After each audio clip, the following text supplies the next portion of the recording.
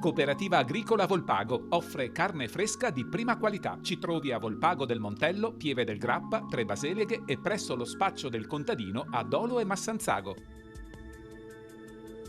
Bentrovati al meteo. Anticiclone ancora protagonista, condizioni stabili che si traducono in ristagno di inquinanti, nebbia in pianura e clima piuttosto mite. Vediamo il dettaglio di giovedì 1 febbraio.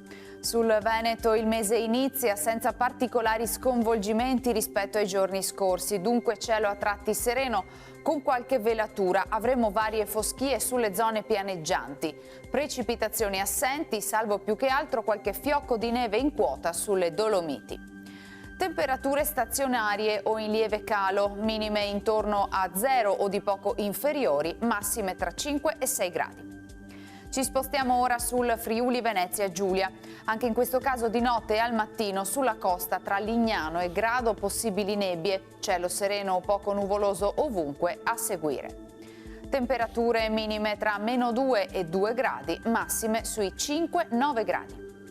Infine diamo uno sguardo alla situazione del Trentino Alto Adige, dove sarà piuttosto soleggiato con locali nevicate sui settori di confine, specie a partire dal pomeriggio. Temperature minime tra -1 e 2 gradi, massime sui 9-11 all'incirca. Dal meteo di Antena 3 per ora è tutto, grazie per l'attenzione. Arrivederci.